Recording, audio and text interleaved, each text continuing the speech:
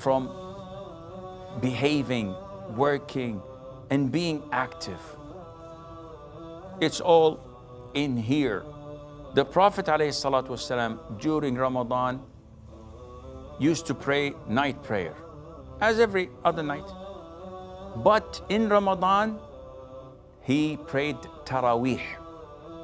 And night prayer is divided into subcategories such as Taraweeh, Tahajjud, Witr. All of this is called night prayer.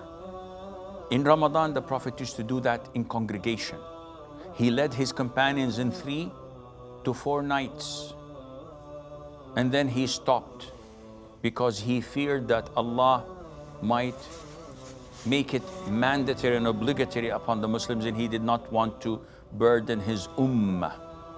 And that is why when the Prophet died ﷺ, and the revelation was over, Umar, may Allah be pleased with him, went into the masjid once and saw the people praying during Ramadan night time, either alone or in patches. So he said that if we combine all the companions and all the people to pray behind one imam, that would be a good thing. So he revived the sunnah of the Prophet ﷺ, which he had done 3 or 4 nights. And he appointed Ubay ibn Ka'b and Tamim al-Dari, may Allah be pleased with them, to lead the people in Taraweeh. They used to lead the people from after Isha till just before Fajr time. And the people used to carry staffs and sticks to lean on because they were too tired to stand. This is how the companions used to spend their time during night time in Ramadan. And the Prophet ﷺ used to also encourage the Muslims by saying, whoever prays night prayer during Ramadan out of conviction and anticipation of the reward, Allah would forgive his previous sins. And the Prophet ﷺ used to perform i'tikaf or seclusion in the last 10 nights of Ramadan, tracing and trying to pursue the night of decree, Laylatul Qadr, which is better than 1,000 months. He never missed this i'tikaf except once. And his wives used to perform i'tikaf with him as well in the masjid. And this is where the i'tikaf should be done.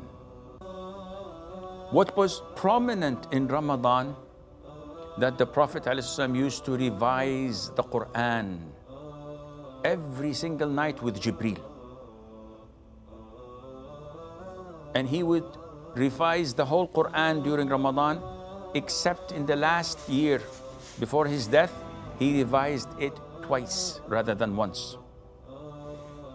And also, Ibn Abbas tells us that the Prophet ﷺ was as generous as the wind. And he would be mostly more generous during the month of Ramadan when Jibreel used to revise the Quran with him. This means that the Quran ignites the will to give in charity, because it makes you believe in the promise of Allah that if you give, Allah would double that to 10 times, to 700 times for you, only if you believe. Therefore, Ramadan is like any other month, but the rewards multiply and the atmosphere supports you to go ahead and excel and raise the bar and do exactly as the Prophet ﷺ had done, trying to achieve the utmost possible rewards from Allah Azza wa Jal by utilizing every moment during your day and during your night. I pray to Allah Azza wa Jal that He makes this Ramadan the best of all Ramadans that we had ever witnessed. with the grace of Allah subhanahu wa ta'ala. Wassalamu alaikum wa rahmatullahi wa barakatuh.